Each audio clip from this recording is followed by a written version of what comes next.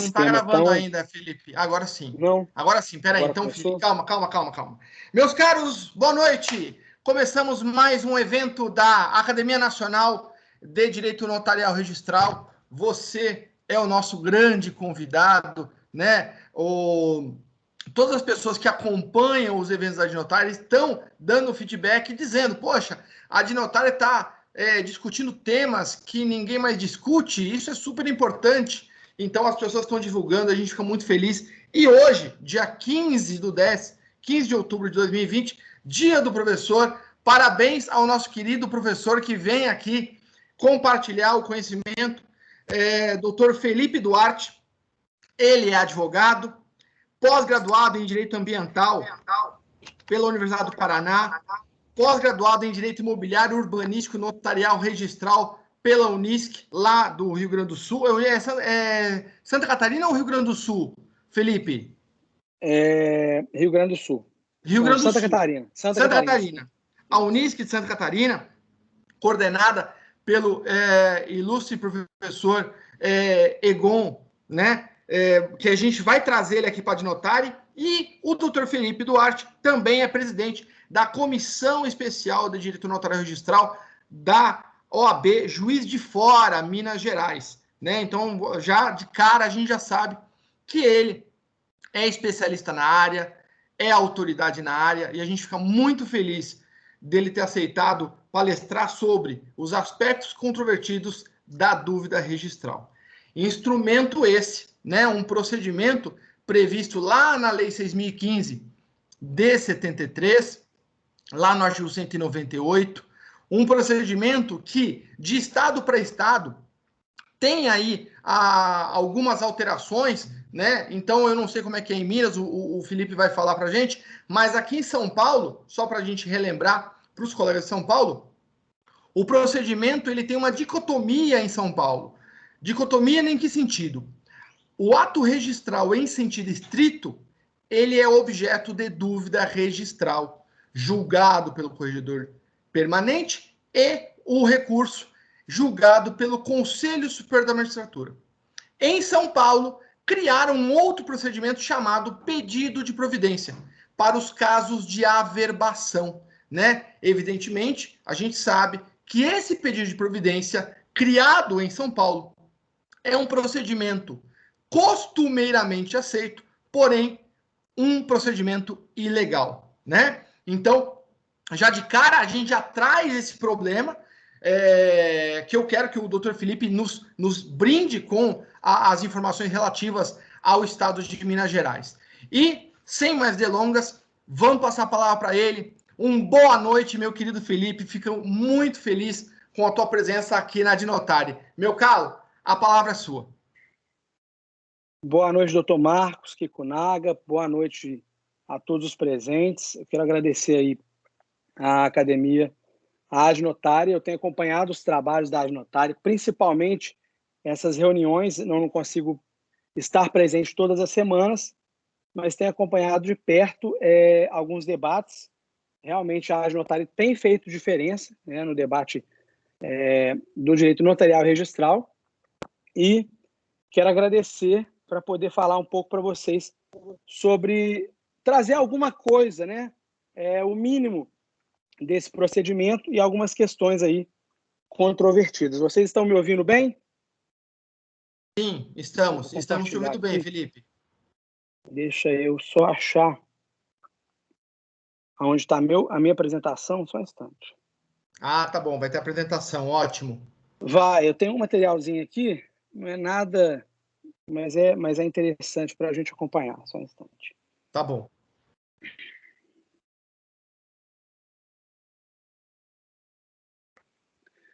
Tá dando para ver, gente? Sim, dá para ver. Então, vamos lá. Eu trouxe um pouquinho, um passo a passo, tá? Bem sucinto, algumas questões que a gente poderia chamar aí realmente de controvertidas, porque controvérsia é o que não falta nesse procedimento, né? A gente sabe. Então, vou começar trazendo um pouquinho do histórico da dúvida registral na legislação brasileira. Ato contínuo, eu passo para o procedimento em si, natureza jurídica e algumas questões pontuais que têm gerado aí divergência na doutrina e também na jurisprudência. Tá? A gente teve a primeira questão da dúvida registral, ela veio com a regulamentação da Lei 1237 de 1864, através do artigo 69 do Decreto 3453 de 1865, e aí eu trouxe aqui a íntegra, né, do dispositivo, em que a legislação falava que quando o oficial recebia o título, ela menciona, duvidando da legalidade do título. A menção que eles fazem, né, que a legislação lá de 1800 faz, é que o oficial duvida dessa legalidade desse título e manda aí uma nota devolutiva, enfim. Esse raciocínio foi acompanhado pelo Decreto 370 de 1890, né? E, finalmente, em 1939, né, quase que uma década depois, a legislação passou a trazer que, no 215, parágrafo 1º, que a dúvida ela decorreria da qualificação negativa do oficial. Quer dizer, apresentado um título para registro, né, estrito sensu, como o doutor Marcos Vinícius Kikunaga disse, quando se trata de averbação, a gente tem aí o pedido de providências, né? Não seria suscitação de dúvida. Quando ocorre essa qualificação negativa do oficial, vem uma nota devolutiva e aí abre-se essa oportunidade para o interessado, né? Aí a gente vai ver se é interessado ou apresentante, com relação a essa dicotomia trazida pelo Dr. Marcos no início, abre-se para ele apresentar, requerer esse procedimento de dúvida. Então, trouxe um pouquinho aqui do teor do artigo 198 da Lei de Registros Públicos, que é a Lei 6.015, em que, havendo exigência a ser feita, o oficial indicará por escrito. E não se conformando o apresentante com a exigência do oficial, ou não a podendo satisfazer, será o título a seu requerimento e com a declaração de dúvida remetida ao juízo competente para dirimi-la, obedecendo-se ao seguinte. Então, basicamente, o procedimento de dúvida ele se inicia dessa nota devolutiva do oficial de registro. Ele pode cumprir, o interessado, como ele pode iniciar esse procedimento de dúvida.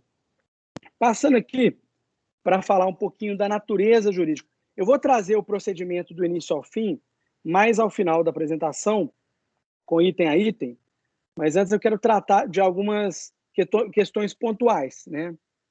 A natureza jurídica, segundo grande parte da doutrina, né, e não poderia ser diferente, ela é uma natureza administrativa. É um procedimento que não é contencioso, é um procedimento estritamente administrativo. Esse processo, vamos dizer assim, ele vai para o juiz, só que o juiz, nesse momento, ele exerce uma atividade atípica. O judiciário... Felipe, posso te interromper? Claro. Felipe, os teus slides não estão acompanhando o teu raciocínio aí, meu caro. Ah, não foi, não?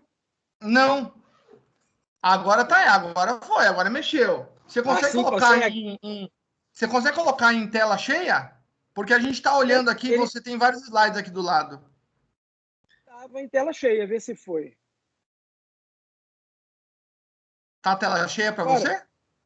Tá, para mim tá. Aí eu passo para frente e para trás, vê se muda aí. Deixa eu ver, vai. Tô mudando. Não mudou. Não mudou? Não. Aqui ele muda. Talvez seja melhor você. Agora assim, mudou. Não? Agora mudou. Agora eu tirei da tela cheia. Agora mudou. Talvez seja melhor assim, então, né? Então, mas para mim não mudou nada a tela. Agora tá mexendo. Sim. Sério. Eu tô indo para cima e para baixo. Agora foi, né? Beleza. Desculpa então, te interromper, cara. Não, à vontade. Ela é uma atividade atípica exercida pelo judiciário. A gente sabe que, pela própria Lei de Registros Públicos, o artigo 204, né, traz que a decisão da dúvida ela tem natureza administrativa, quer dizer, a própria lei traz isso para a gente, e não impede o uso do processo contencioso competente. Quer dizer, ela não faz coisa julgada material. Então, esse é um entendimento assim que prevalece, tá? Não se trata de processo judicial, de processo contencioso, mas de uma jurisdição administrativa exercida aí pelo judiciário. É uma situação um pouco atípica. Existe, porém,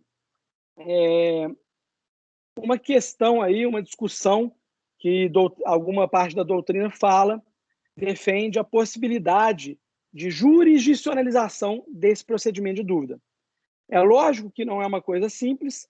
Para que isso possa ser feito, teria que mudar toda a sistemática da legislação, mas isso traria benefícios, segundo parte da doutrina.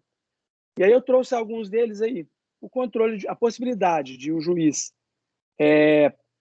controlar o controle difuso de constitucionalidade das leis no âmbito do procedimento, né? Que hoje a gente vai ver em breve muito divergente, tá?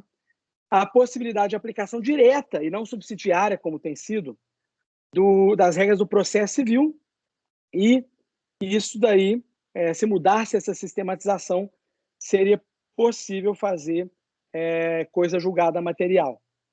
Então, em que pese parte da doutrina ter esse entendimento, a gente tem uma crítica, né, até de um colega aí de cursinho do Dr. Kikunaga, né, que é o Vitor Kimpel. Eu trouxe aqui um trecho do que ele menciona naquela obra dele, o Tratado Notarial e Registral.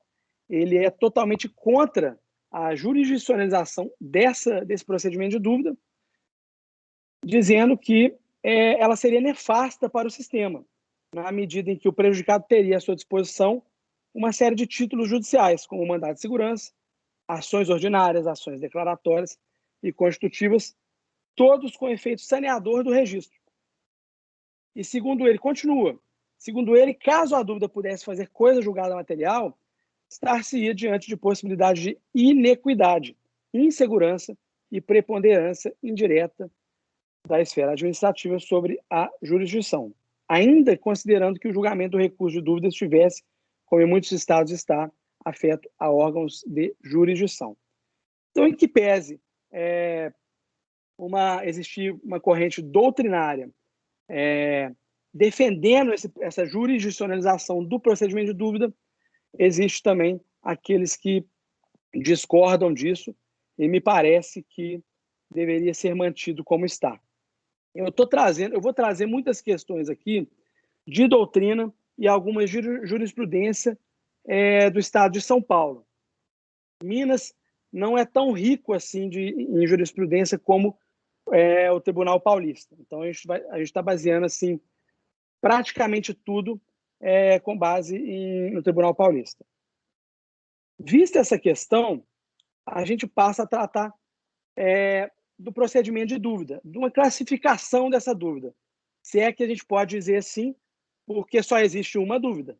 A que está prevista no 198 é a dúvida, vamos dizer, tradicional, que é a que a gente começou a chamar de dúvida direta, que é aquela que o interessado ele apresenta o requerimento diretamente no registro de imóveis, diretamente no oficial que negou, né, a entrada do título.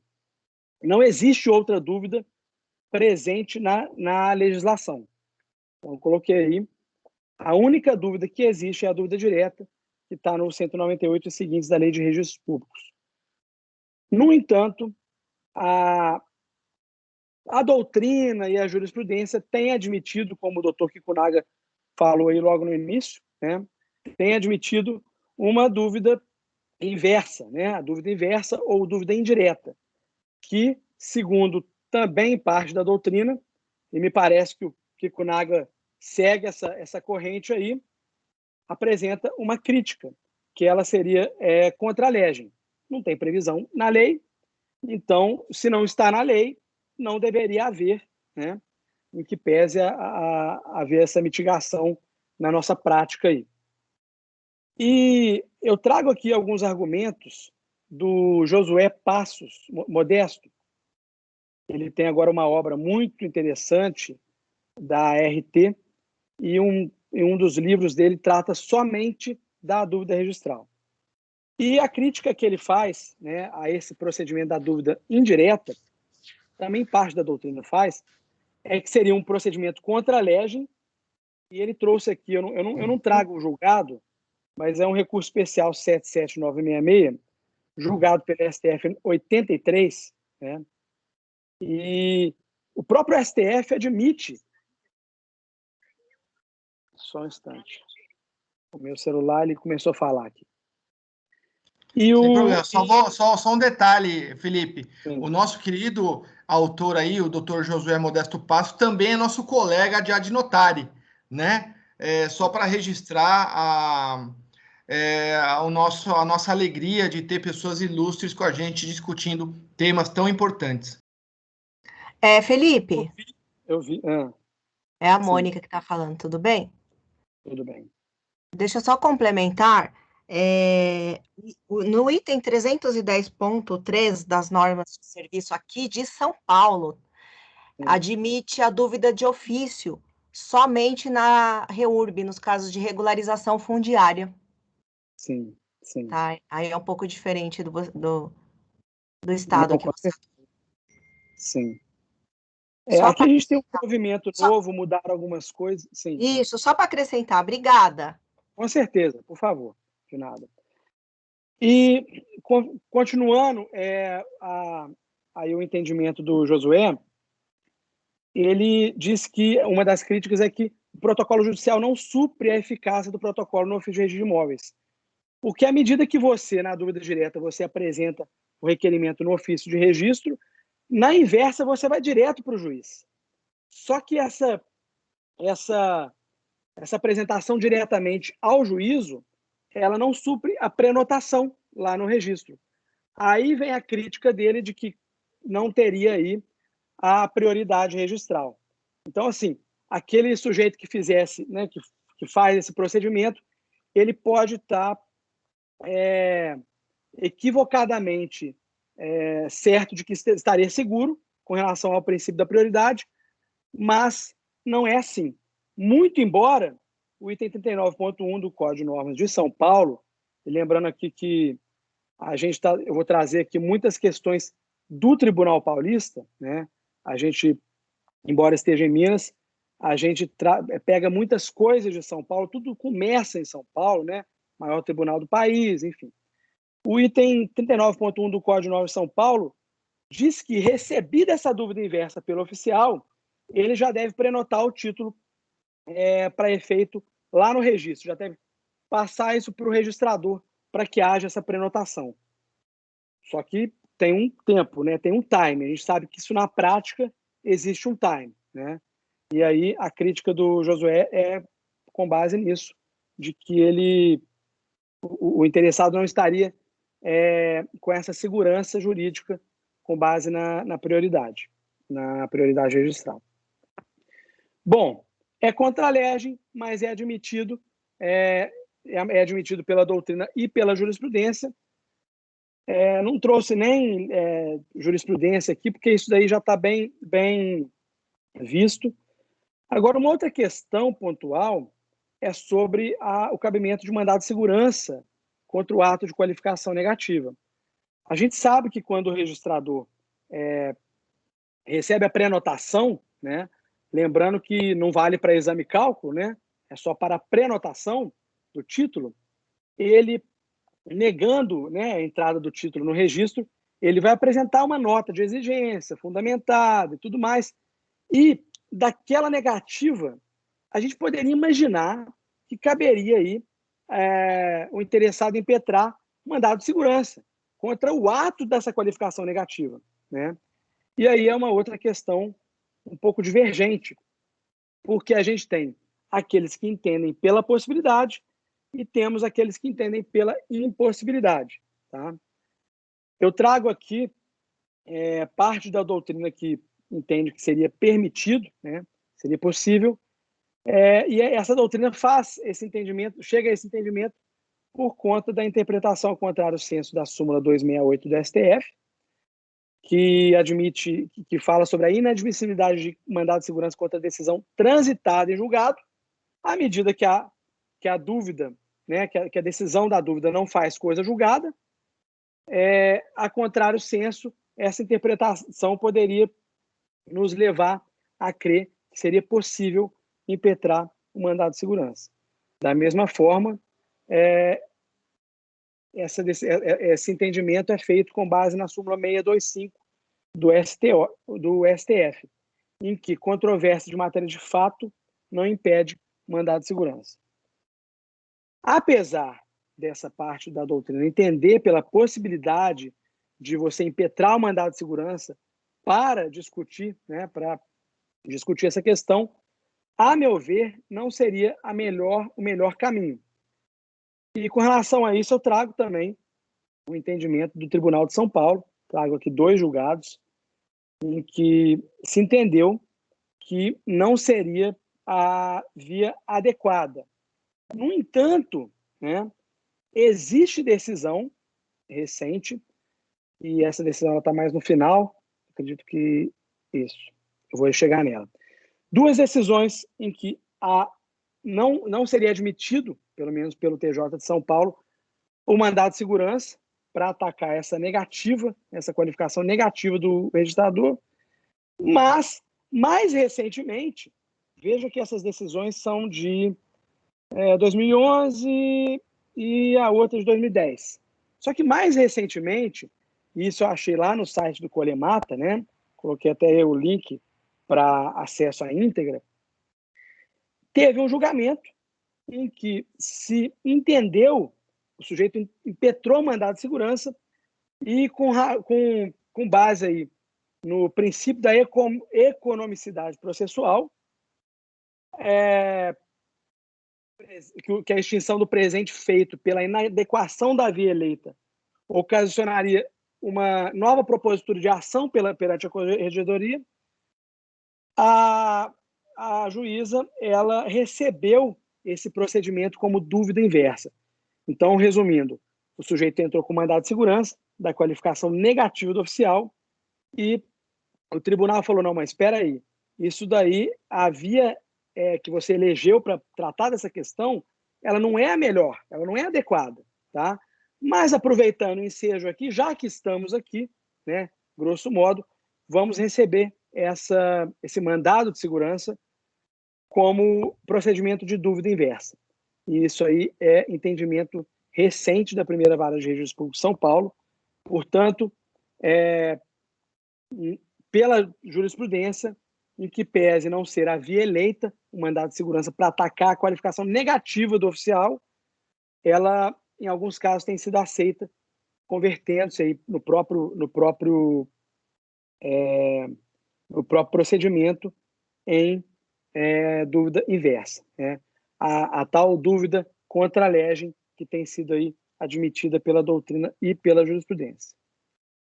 Bom, agora com relação à legitimidade, existe aí 2 posições, mas existe também uma explicação muito, muito clara do tribunal com relação a quem poderia requerer esse procedimento de dúvida no cartório. A gente tem, no 198, 199 e 200, uma diferença. A gente tem o 198, em que, não se conformando o apresentante com a exigência do oficial, ou não a podendo satisfazer, será o título a seu requerimento remetido ao juiz competente para dirimi-la, obedecendo-se ao seguinte. Então, inicialmente, o 198 traz que o próprio apresentante, lembrando que apresentante pode ser o boy do escritório, pode ser o despachante contratado, pode ser até o motoboy, porque o interessado, né, o verdadeiro interessado naquele registro pode mandar o motoboy lá no cartório e levar o título. Então, o apresentante ele é qualquer pessoa, né? Só que no 199, se o 198 permite o apresentante provocar, né, o início dessa suscitação de dúvida, os 199 e 200 já não falam em apresentante. Eles mencionam interessado. Quer dizer, é o próprio interessado no registro daquele título no cartório. Não é qualquer um, né? É aquele que tem um interesse jurídico naquela questão. E aí ele fala, se o interessado não impugnar a dúvida no prazo referido no item tal, será ela ainda assim julgada por sentença, porque ele abre um prazo aí para poder o interessado impugnar a dúvida. E impugnada a dúvida com os documentos que o interessado apresentar, será ouvido o MP no prazo de 10 dias. Ou seja, se no primeiro momento se fala em apresentante, no segundo momento se fala em interessado. Isso levou a doutrina a... agora com relação ao provimento de São Paulo, tá? A sistemática é a mesma. Inicialmente, no item 39, ele menciona não se conformando o apresentante com a exigência. No 39.3, ele já fala sobre, né, já menciona interessado. Essa questão da lei de registros públicos trouxe para a doutrina um entendimento, e que realmente eu discordo dele, e eu vou explicar por que mais à frente, de que existiriam aí duas correntes, tanto que é o apresentante que pode fazer, quanto o interessado. Mas espera aí, o apresentante é um conceito mais amplo. Então, o apresentante ele poderia suscitar a dúvida. Beleza, a lei fala em apresentante. Tudo bem, o apresentante pode. E o interessado, quem pode? O apresentante ou o interessado? Segundo o Vitor Kimpel ele fala na obra dele que houve aí uma atecnia legislativa. Já percebi que o Dr. Kikunaga também não concorda com isso. Eu também não concordo, porque o legislador ele trouxe inicialmente apresentante e posteriormente nos dispositivos subsequentes ele trouxe a palavra interessado. Então aí o Dr. Kimpel ele questiona que se o apresentante pudesse dar início ao procedimento de dúvida, haveria um risco grande de essa sentença desse procedimento atingir a esfera do verdadeiro interessado. No entanto, o raciocínio de defender de um lado o apresentante, de outro lado o interessado, ele não é o mais correto. Isso porque realmente, de maneira, a meu ver, acertada, a legislação trouxe uma dicotomia proposital, porque ela divide em duas fases o procedimento. Isso está bem explicado na jurisprudência de São Paulo. A gente tem a fase inicial e a gente tem a fase realmente do processamento da dúvida. De maneira que na fase inicial, para você requerer iniciar aquele procedimento de dúvida, poderia ser o apresentante. Tá? Isso é entendimento da jurisprudência de São Paulo. Agora, chegou no momento de impugnar, porque vai ser aberto esse prazo para impugnação do interessado, e agora não apresentante, seria o interessado. Então, vamos dizer que o motoboy que vai levar isso no registro poderia, por esse raciocínio, iniciar esse requerimento de dúvida, no entanto, continuaria sendo somente feito pelo interessado. E essa dicotomia, ela é bem explicada, tá? Pela jurisprudência paulista, mais uma vez.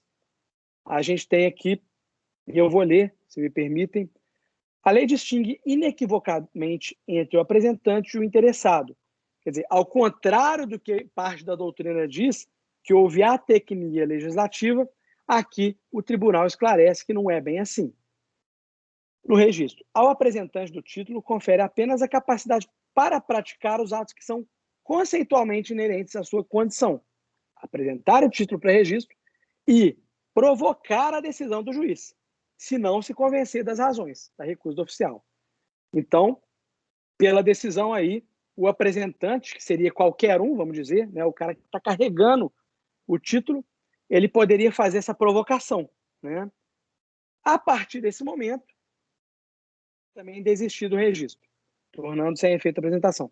A partir dessa provocação, só o interessado no título teria legitimidade para intervir no processamento da dúvida. Aí ele cita artigo, né, para recorrer da decisão do juiz e para executar a coisa julgada, arcando com as despesas se vencido. Claro que não pode ser qualquer pessoa que pode continuar desse ponto para frente. porque, como a gente falou, poderia atingir a esfera, né, a decisão final poderia atingir a esfera jurídica do verdadeiro interessado, razão pela qual a gente não pode entender que o apresentante pode continuar durante todo o processo. E aí, da dicotomia conscientemente feita pelo legislador, resulta claro que a capacidade do apresentante termina com a provocação do pronunciamento judicial, sem direito de participar do procedimento resultante de seu requerimento, e muito menos de manifestar, mediante recurso, sua inconformidade com a decisão do juiz corregedor do cartório, né? Então, a gente tem parte da doutrina falando que houve uma tecnia legislativa, só que a jurisprudência vem trazendo aí que não é bem assim, que foi uma dicotomia proposital. Concordo, tá? Na minha humilde opinião, concordo. O doutor Kikunaga também pensa assim, pelo que eu já pude perceber. Então, a lei não teria nenhum erro, né, nessa questão aí. Bom, vista essa questão da legitimidade, né, a gente passa aí para o objeto, porque a gente sabe que quando vem uma nota devolutiva, a nota devolutiva apresenta ali aquelas questões pontuais. E aí vem a pergunta, se nesse procedimento de dúvida, o juiz, vamos dizer, ele poderia atacar toda a matéria da questão, né, do procedimento, até da matéria que não foi tratada ali na recusa do oficial, ou se ele teria que ficar adstrito ao que o oficial trouxe como negativa. Também, nesse sentido, a gente abre aí duas correntes, temos duas correntes aí na doutrina. A primeira corrente, ela traz, emprestado lá do CPC, o princípio da adstrição ao processo, tá? Em que o juiz estaria adstrito às matérias suscitadas na nota devolutiva. Quer dizer, se você tem 10 questões daquele procedimento e a nota devolutiva tratou só de 5, esse julgamento, vamos chamar de julgamento, né? Esse julgamento, essa decisão da dúvida se ateria a essas questões apresentadas na nota devolutiva. E o juiz não poderia conhecer de matérias não suscitadas, tá? Esse é um posicionamento doutrinário, mas temos também outro posicionamento que fala que poderia o juiz tratar de toda a matéria registral. O primeiro posicionamento, que é o da adstrição ao processo, ele também pensa assim o desembargador Ricardo Dipp, que ele fala que o juiz estaria limitado pela disponibilidade da rogação, tá? No entanto, Vitor Kimpel pensa diferente. Segundo Vitor Kimpel, toda a matéria registral poderia ser tratada nesse procedimento de dúvida, com base no princípio da segurança jurídica e também ele trata a questão, ele fala que o princípio da distinção seria próprio do processo civil. Né? A gente não poderia trazer isso para cá, emprestado, vamos dizer assim. Então, ele defende essa posição de que toda a matéria poderia ser, sim, discutida. Não trouxe jurisprudência a esse respeito, penso que toda a matéria poderia ser discutida, não cheguei a verificar a jurisprudência, depois, se alguém tiver alguma colocação com base na jurisprudência, vai ser muito bem-vinda. Pessoal, passada essa questão, outra questão pontual que merece ser tratada é com base a possibilidade ou não de ser feito o controle de constitucionalidade da lei no âmbito desse procedimento. Poderia o juiz, no processo de dúvida, fazer esse controle de constitucionalidade de lei? Olha, essa legislação, de repente, municipal, ela é inconstitucional, eu vou tratar disso aqui. Ele poderia fazer esse controle ou ele não poderia fazer esse controle? Mais uma divergência que a gente teria no âmbito da doutrina, tá? E aqui a gente encontra 3 entendimentos diferentes. O primeiro deles seria daqueles que não admitem o controle de constitucionalidade de lei no âmbito do procedimento de dúvida. Quer dizer, o juiz ele não poderia tratar dessa inconstitucionalidade porque ele estaria num procedimento administrativo que deveria observar o princípio da legalidade, né, estritamente ali, e o princípio da segurança jurídica, que são os argumentos utilizados. Para aqueles que admitem, né, que o juiz faça esse controle, e lembrando que essa questão também não é pacífica na jurisprudência, se a gente não acha uma questão pacífica na doutrina, jurisprudência, então, tem decisão de tudo que é lado, pelo que eu verifiquei. Aqueles que admitem que o juiz se manifesta, espera aí, olha só, essa legislação é inconstitucional, vamos tratar disso aqui, o fazem com base no dever da administração pública de observar totalmente a legalidade. Quer dizer, o juiz, no processo de dúvida, ele poderia extrapolar, né, e poderia questionar também, poderia também tratar dessa questão da constitucionalidade. A gente tem os que não admitem e a gente tem os que admitem. Temos, no entanto, uma posição respeitada do desembargador Ricardo Dipp, em que ele alega que poderia ser feito controle de constitucionalidade nos topos da hierarquia. Quer dizer, inicialmente não, mas a título de recurso, quando chegar lá no topo da hierarquia, o desembargador Dipp admite, né, o entendimento dele que seria possível que o juiz fizesse, o conselho, enfim, da magistratura, ele fizesse esse controle de constitucionalidade da lei. Para o Conselho Superior da Magistratura, não trouxe o texto integral, mas achei aqui duas decisões. Uma de 2011, contra, e uma de 2014, na verdade 2012 e 2014, a favor. Portanto, já se admitiu algumas vezes na jurisprudência esse controle de constitucionalidade, no entanto, por outras vezes isso não foi admitido. Só que essa questão não está pacificada, né?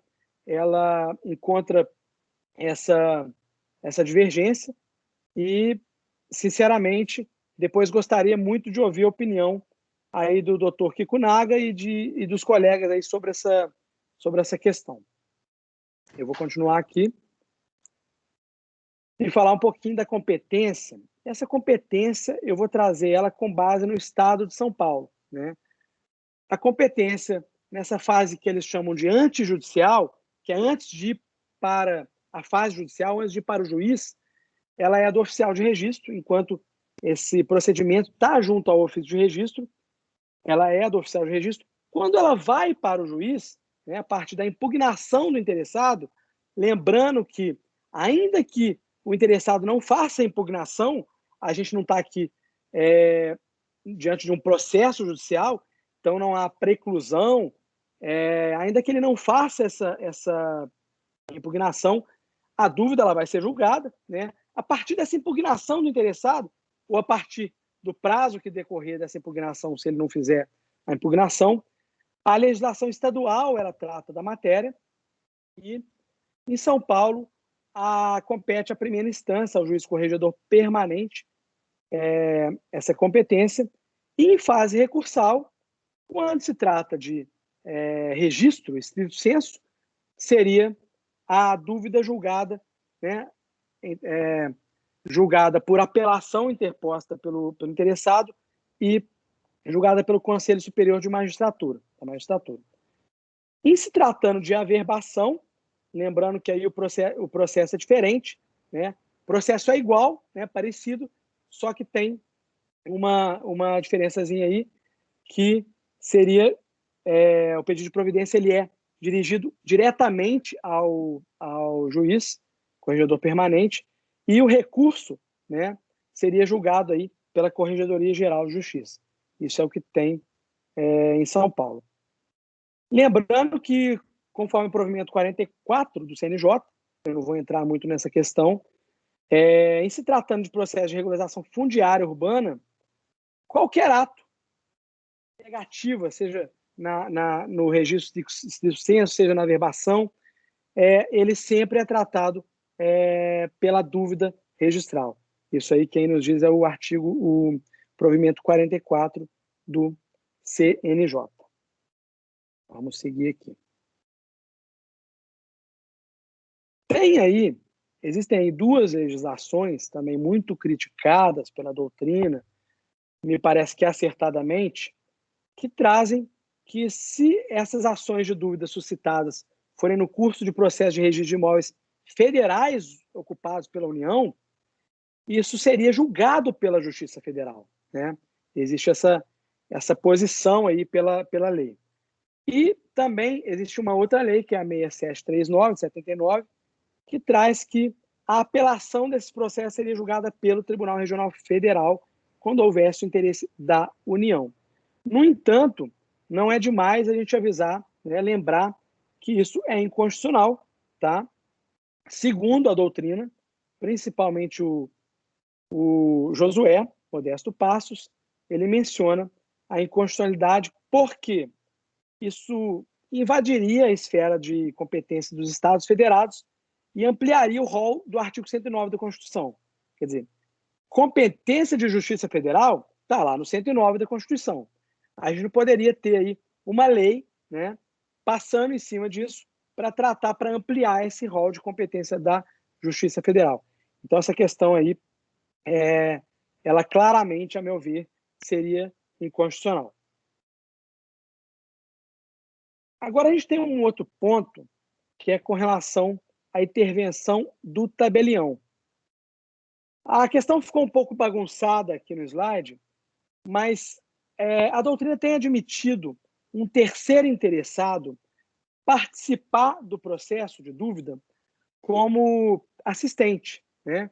Uma assistência, e o desembargador Ricardo Dipp traz um exemplo, que é, por exemplo, o compromissário comprador que tem interesse no resultado da ação. Ele poderia se manifestar nesse procedimento de dúvida como assistente, né? Como um terceiro interessado no processo, vamos dizer assim.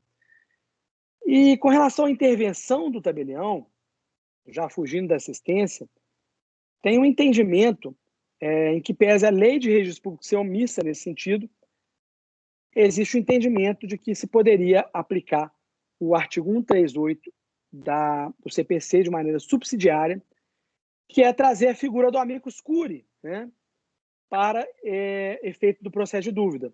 Então, quer dizer, o tabelião ele poderia se apresentar como amigo da corte, vamos dizer, como amicus curiae, para se manifestar no processo daquela escritura lavrada por ele. E a doutrina fala que o momento seria depois da impugnação do interessado e antes da manifestação do MP. A gente vai ver que o MP ele se manifesta nesses processos. Só que, no âmbito do Estado de São Paulo, o provimento 17 da Corregedoria Geral de Justiça trouxe a admissão da intervenção espontânea do tabelião que lavrou a escritura, com base na função pública notarial desse tabelião. Então, assim, pela praxe, o tabelião poderia, e pela regulamentação paulista, o tabelião ele poderia se apresentar, né, depois da impugnação do interessado, como amicus curiae para poder se manifestar nesse procedimento aí. Bom, vamos lá. Vamos falar agora. São muitas questões, são muitas variáveis. Felipe, deixa eu... Vou aproveitar que você comentou sobre essa questão aí da intervenção do tabelião. A gente tem que lembrar uma questão bastante interessante da previsão do artigo 1º da Lei 8935 de 94. E eu enxergo o tabelião não como amigo da corte, mas como assistente mesmo. Por quê? Porque ele tem interesse no resultado, no registro da escritura? Evidentemente que tem. E por que tem? Porque, na hipótese de negativa de registro de um instrumento público lavrado por um profissional do direito, dotado de fé pública, no mínimo, estaríamos diante aí de um ato ilícito praticado pelo tabelião de notas que geraria um dano aos usuários do serviço. Nesse ponto, a gente tem que lembrar que o artigo 1º, ele traz um princípio que todo mundo esquece, que é o princípio da eficácia. Todo tabelião trabalha com o princípio da eficácia, no qual, teoricamente, determina que todo ato praticado pelo notário ou pelo registrador, ele deve cumprir o seu papel, ele deve cumprir a sua função social, ele tem que gerar eficácia. Nesse ponto, não se admitiria uma escritura pública que não se registra, né? Uma escritura pública que não gera eficácia. Por quê? Porque, olha só que situação, você trabalha no sentido de você gerar efetividade ao direito material. E muitas vezes a lei, ela atribui ao notário essa função.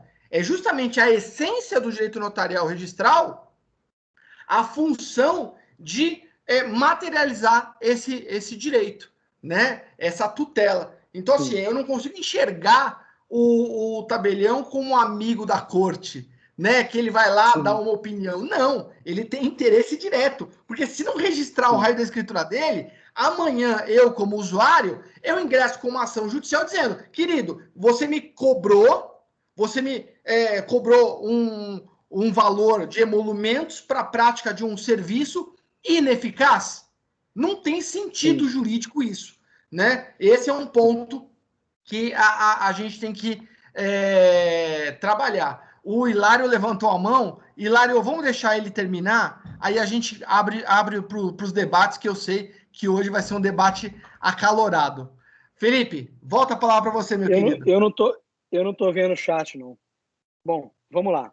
Então, tem essa questão toda, né? Assistente, amicus curiae. Isso não é muito tranquilo, embora eu concorde, tá? Vamos para frente. Eu vou trazer aqui um pouquinho desse procedimento, né? Que começa com a prenotação do título, né? Lembrando que os efeitos da prenotação eles se prorrogam até o trânsito julgado da decisão, né? Até a decisão final, né? E tem uma questão interessante. A rogação após vencida a prenotação, porque a gente pode ter a prenotação e a gente pode ter vencido esse prazo de prenotação e pode aparecer esse procedimento, esse requerimento posteriormente. Deve ser remetido ao oficial para a manifestação. Tá? O oficial ele deve fazer essa anotação no livro protocolo, né, conforme manda a lei. E lembrando também que não existe aqui previsão legal para notificação por edital. São umas questões que eu trouxe aqui para serem faladas. Prenotou o título. Qualificação, ela pode ser positiva, né, que vai realmente ter o registro, ou averbação, se tratar de averbação, aí não tem problema. Só que o oficial pode qualificar negativamente esse título, mandando de volta uma nota devolutiva fundamentada, né? Lembrando, após essa nota devolutiva, a gente tem duas situações. Primeira delas, passados 30 dias, decadência, acaba por aí. Segundo momento, podemos cumprir a exigência. Então, tá bom, você concorda com a exigência, cumpre, leva novamente, e essa questão o título vai ser registrado. Aí eu estou dividindo para não ficar muito grande. A partir da nota devolutiva, uma terceira situação é quando o interessado ele não se conforma com a exigência do oficial. Ou ele não se conforma, ou é impossível cumpri-la, né? Aí vem a possibilidade desse interessado, né, apresentar esse requerimento da suscitação de dúvida. Lembrando que pela suscitação de dúvida direta, que é a única dúvida que está prevista na legislação, isso é apresentado diretamente para o oficial. Tá? Após isso, vai ser aberto aí um prazo para manifestação ou não do interessado, porque o interessado ele pode impugnar. Lembrando que se ele não impugnar, não tem problema, né? Não vai perder porque não tem preclusão e não tem revelia, né? A gente não está falando de processo judicial. Então, a não impugnação dele não vai fazer com que a dúvida não seja julgada ao final do procedimento. Após esse momento, vista ao Ministério Público por 10 dias. Tá? A partir do momento que isso vai para o MP, né, de maneira muito sucinta aqui, O MP ele pode requerer procedência, improcedência ou parcial procedência. Ele poderia também requerer extinção ou requerer diligências. E ele pode também não se manifestar, ser omisso aí e não manifestar. Esse entendimento aqui eu trouxe também do Vitor Kimpel, em que, se ele não se manifesta pela interpretação do 28A, parágrafo 5º do CPC, volta para ele, havendo nova recusa, vai para o órgão superior, quer dizer, ofício para o procurador-geral, no caso, nova vista. Isso aqui é um entendimento trazido emprestado lá do CPC pelo Dr. Vitor Kimpel. Continuando o procedimento, ultrapassada essa questão da vista do MP, vem a sentença, que pode ser de procedência, de parcial procedência ou improcedência. E sendo de improcedência, em se tratando de procedimento de dúvida, né, lembrando que no pedido de providência a coisa é diferente, em se tratando de improcedência, cabe aí a apelação, prazo de 15 dias, vai para o órgão revisor e vem um acórdão irrecorrível. Esse aí, basicamente, é o procedimento ressalvadas algumas peculiaridades locais, é o procedimento admitido aí em São Paulo. Aí eu coloquei aqui que quando se tratar de averbação, a gente entra com pedido de providência e ele é diretamente ao juiz corregedor permanente e ele é julgado pela Corregedoria Geral de Justiça. Tá? Tem essa diferenciação aí da dúvida registral. O pedido de providência tem essa diferenciação. Com relação à sentença e aos recursos, a gente tem aí um entendimento majoritário da doutrina de que caberia a apelação, né, o interessado, o MP ou o terceiro prejudicado poderia entrar com essa apelação, ela teria efeito suspensivo e não admitiria execução provisória. Também os embargos de declaração, lembrando que os embargos de declaração para sanar a omissão, obscuridade, eles seriam interruptivos do prazo para apelar, como é feito lá no processo civil. Né? Agravo de instrumento, existe aí um comentário sobre a possibilidade por parte do Josué Passos no livro dele, e só para ilustrar, a título também de só divagação, que eu achei bem interessante, né? Na prática isso não é admitido, seria o recurso ao CNJ. Por que eu achei isso interessante? Porque eu gosto muito daquelas obras do Ricardo Dipp, dos princípios, né? E eu trouxe aqui um entendimento dele, só a título de divagação mesmo, né? Só para a gente poder trazer essa questão.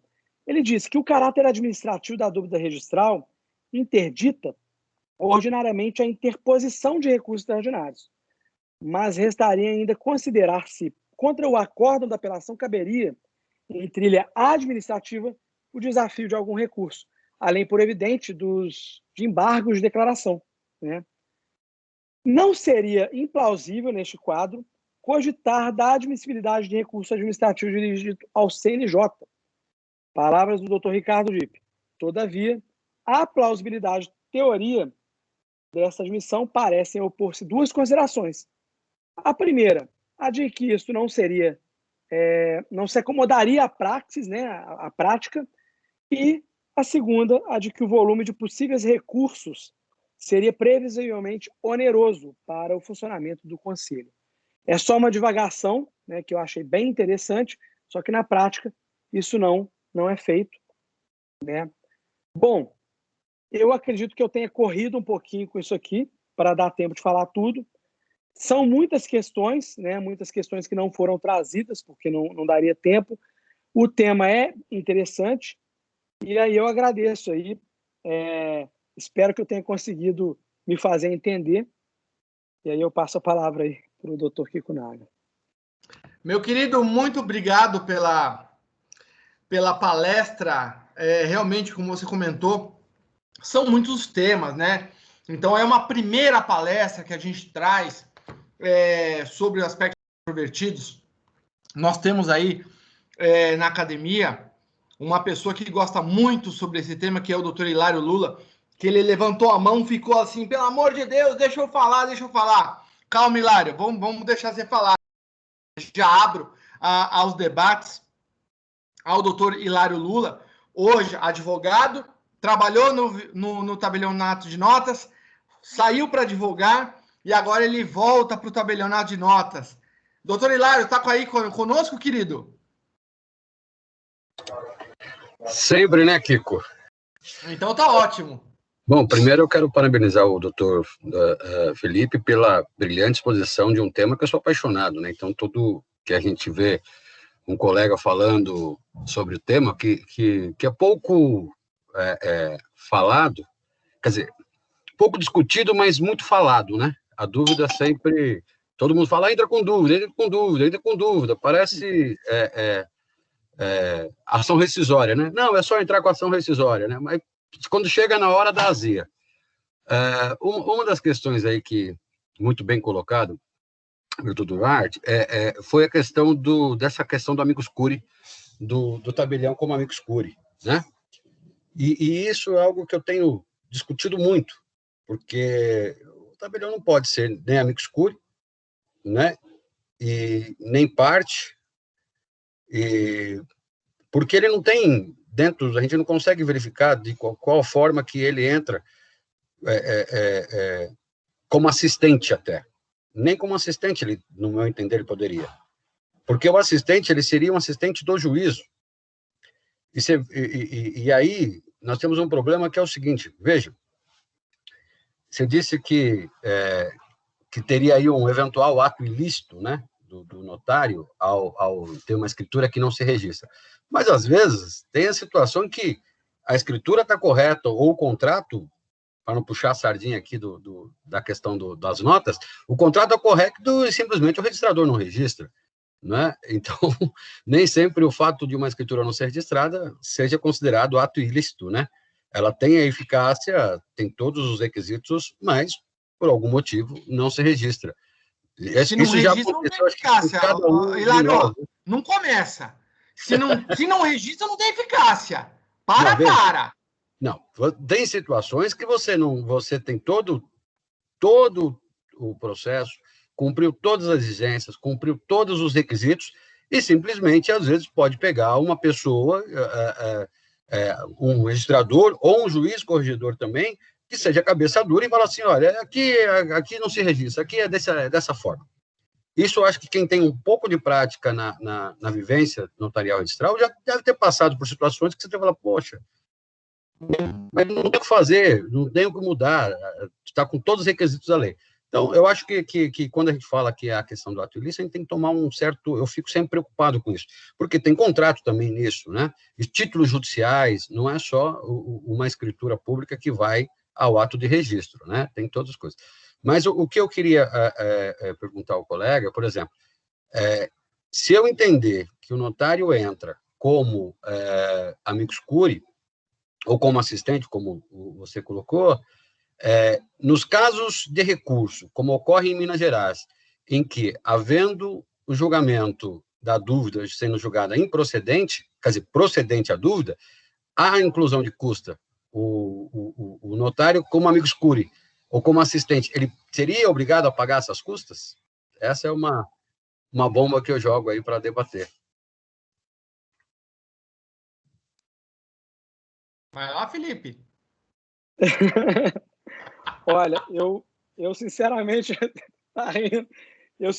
vou passar aí para o doutor Kikunaga para dar o posicionamento dele aí, porque realmente essa é uma bomba interessante, mas eu vou passar aí para o nobre presidente. Pensa o seguinte, se há previsão legal para a cobrança das custas, tem que pagar. É de todo interesse do tabelião de notas que a sua escritura seja registrada para cumprir eficácia. Então, assim, falar que eu cumpri todas as regras, mas cumpri os requisitos, mas a escritura não foi registrada porque simplesmente o oficial não quer registrar, então seria ato ilícito do oficial de registro. E evidente que a experiência do notário no processo de dúvida Nas hipóteses em que o título que está sendo qualificado é uma escritura pública, ganha relevância. Porque, às vezes, o usuário do serviço ele não está assessorado por um advogado, né? E um advogado especializado. Às vezes, ele está sozinho. E o tabelião de notas, ele teria, sim, todo o interesse no meu entendimento, obrigação de auxiliar nesse processo de dúvida registral. Né? Essa é uma questão bastante importante. Doutor Felipe Duarte, o nosso querido doutor Mauro Rocha, vice-presidente da academia, já está olhando com uma cara que vai querer fazer uma pergunta para você. Maurão, a bola está contigo. Vamos colocar o Felipe na parede agora. Bem, eu não tenho nenhuma pergunta formulada, assim, especialmente para o doutor Felipe, mas eu estou concordando aí, em tese, com as palavras do doutor Hilário. Não é?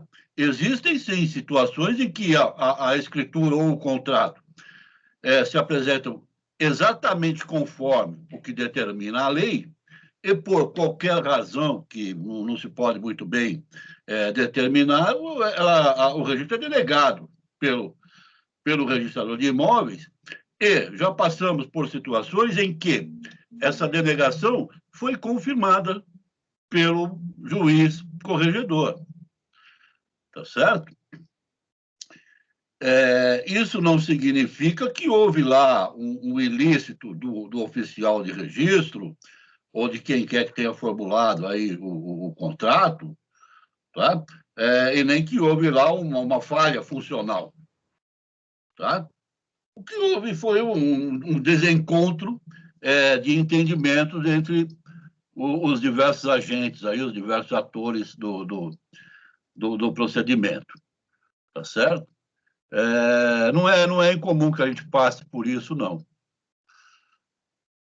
De forma que, eu concordo aí com o Hilário, de que eu não vejo por que o tabelião deveria se meter nessa história. Eu acho que ele deveria ficar na dele lá, deixar a coisa rolar e que se resolvesse lá o interessado e o oficial de registro. Mas aí vem um detalhe. Essa questão do tabelião, ela não é obrigatória. Ela é facultativa, né? Você não pode obrigar o tabelião a apresentar razões, mas por que não?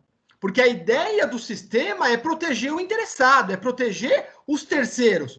O artigo 1228 do Código Civil, na segunda parte, quando ele fala a oponibilidade do registro de imóveis, a oponibilidade do direito real, ela será dada a terceiros, sujeito indeterminado. Então, o próprio doutor Ricardo Dipp, em uma das suas palestras, havia comentado que a função do registro não é só proteger o interesse do titular de direitos reais, mas também proteger toda a sociedade. E nessa ideia de proteção difusa, volta a uma questão bastante interessante que o doutor Felipe Duarte trouxe para nós, para um debate, é possível o controle de constitucionalidade? E aí, Felipe, é aquela tal história. Se for de modo difuso, penso que sim, porque qualquer pessoa qualquer órgão do Poder Judiciário poderia fazer essa análise, por que não de forma administrativa? Até porque existe hoje uma tendência, pelo menos aqui em São Paulo, diferente de outros estados, que é a situação da CND, né? Da exigibilidade ou não da CND da Receita Federal para a prática dos atos registrais ou notariais. E é uma discussão que não tem fim. Já tem decisões do STF declarando inconstitucionalidade de determinada lei. Quando você analisa o sistema, você encontra várias decisões do STF, STJ, Tribunal de Justiça, não permitindo a mesma conduta, que é você cobrar o tributo de forma indireta. Isso acontece no condomínio edilício, na época que havia lá o artigo 4º, parágrafo único, da Lei 4591 de 64, que exigia o comprovante da inexistência de débito de condomínio para alienar a unidade autônoma. Hoje, o 1.345 do Código Civil, superou isso, mas superou em São Paulo. Em outros estados ainda se exige. Não exige, Mauro? Quando você vai fazer alienação fiduciária, em outros estados não exige o comprovante de inexistência de débito condomínio? Sim, em alguns estados, sim. Mas quer ver, eu vou te dar um exemplo bastante atual e que está se tornando corriqueiro, tanto no registro do contrato com força da escritura pública, quanto em escrituras públicas, que muitas vezes nós fazemos também, né, quando é do interesse das partes que se faz por escritura pública.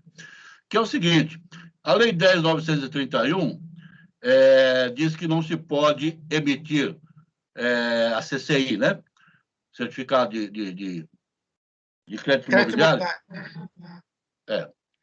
A cédula de crédito imobiliário, né? Se houver alguma ação em andamento, incidente ou rei perceptório em relação ao imóvel. Ok? Muito bem. A lei diz isso aí.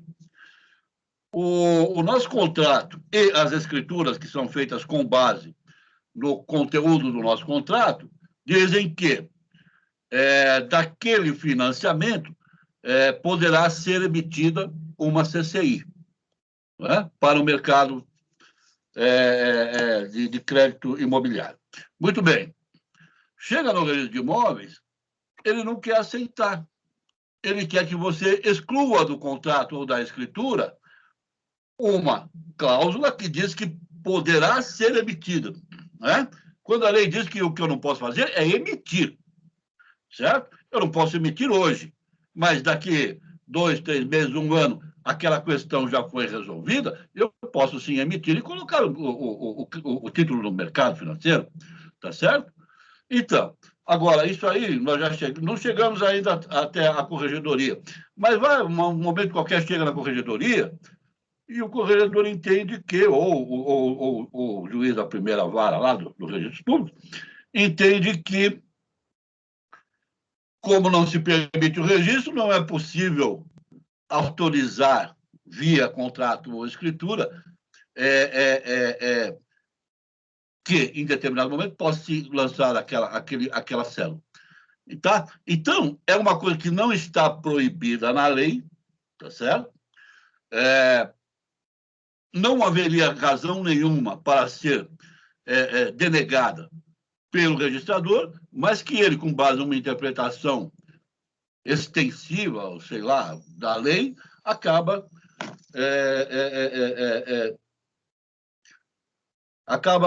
atrasando o registro daquilo, tendo que fazer alterações desnecessárias, porque daqui 2, 3 anos eu quero pôr aquilo no mercado, que eu preciso de capital para novos financiamentos, eu não posso, eu vou ter que procurar o mutuário para ver se ele concorda em fazer um aditivo para que eu possa fazer aquela movimentação, tá? É isso aí. Agora, houve alguma falha, houve algum erro, houve algum ilícito do oficial, do tabelião que fez essa escritura? Claro que não, a lei permitia que aquilo fosse feito. Tá? Agora, como você disse, é facultativo e eu acho que ele não deveria se meter nisso. Eu acho que deixa que o interessado resolva. Não é? Senão acaba complicando demais a situação. Sem dúvida. Meus caros, quem é que vai perguntar para o nosso querido Felipe e colocar ele na parede? Vamos lá. O Felipe tá ele quer isso. Ele tá com a cara que ele fala, ó, pelo amor de Deus, eu quero que me coloquem na parede aqui para eu dar show. Vamos lá, quem mais? Mais alguém? Mas ele explicou a matéria com tanta clareza que eu acho difícil que a gente consiga colocá-lo contra a parede. No máximo, procurar aí alguma... Obrigado pela gentileza. Mauro, é isso mesmo. A forma que ele explicou foi, assim, eu que gosto e estudo a matéria, eu fiquei, assim, embasbacado, como diz na minha cidade. Então, parabéns. Obrigado. E é bom a gente ter pessoas estudando a matéria da dúvida registral, né? E sempre vamos ter dúvida. Então, é algo que... A dúvida é algo que a gente espera não usar, mas é bom saber. Sim. Felipe, se ninguém vai perguntar, eu vou fazer uma última pergunta. Aí em Minas Gerais, existe pedido de providência também? Olha, eu vou te ser bem sincero. Aqui o pedido de providência mais usado, pelo menos aqui na minha comarca, é o pedido de chegar lá e conversar com o registrador para evitar qualquer tipo de dúvida. Porque a gente tem, assim, pelo menos aqui na região, oficiais de registro muito pró-registro e temos muitos oficiais totalmente... Eu não entendo por quê, entendeu? Que levam a questão na literalidade da lei. E dificultam um pouco, alguns dificultam um pouco, não aqui na minha cidade, mas assim, em volta, em algumas comarcas do interior de Minas Gerais. E também, em se tratando de interior, porque a gente está tratando muito aqui de São Paulo, né? A gente tem um mundo diferente, o Kikunaga, em São Paulo, e o mundo de Minas Gerais, né? Eu estou numa cidade aí de 600 mil habitantes, e muito do que a gente faz é no interior. E quando eu digo interior, é cidade de 20 mil, de 30 mil, de 50 mil habitantes, né? Vamos dizer assim. E a dificuldade ela é muito grande. A dificuldade, se me permite divagar um pouco, ela é tão grande que quando você vai levar registro no título, a gente tem um sistema aqui, como a gente tem o registradores.org, aqui a gente tem um CRI, a gente chama de CRI, CRI. Enfim, é uma central aqui de Minas, né? Teve até uns problemas aí com relação à taxa cobrada e tudo mais. Quando você vai fazer pelo e-notariado, no interior, você liga para o registro e fala assim, olha, eu tenho uma escritura tal aqui para poder levar registro, vou mandar pelo e-notariado. Falou, ó, faz a gentileza, manda pelo correio que eu não recebo pelo e-notariado. Mas espera aí. Se você mandar pelo e-notariado, ela não recebe, porque ela não sabe, não está acompanhando essa evolução. Então, quando a gente vem trazer essas discussões paulistas, vamos dizer assim, para cá, a gente acha tudo muito tranquilo, assim, tudo corre. No interior de Minas, a coisa é um pouco mais complicada, entendeu? Então, assim, a dificuldade maior aqui não é nem o procedimento em si, com base na legislação. A dificuldade maior é a prática da coisa. Não digo em Juiz de Fora, estou dizendo em muitas comarcas do interior. Se você não manda pelo correio, vai, devolve, a coisa nem anda. Então, assim, em que pese a admissão desses procedimentos, né, em Minas Gerais, agora a gente tem um provimento novo, que é o provimento 93, que eu te confesso que eu não consegui terminar a leitura de todo o provimento, né, tem muita questão nova, né, a nossa dificuldade maior, pelo menos a minha dificuldade maior, é com relação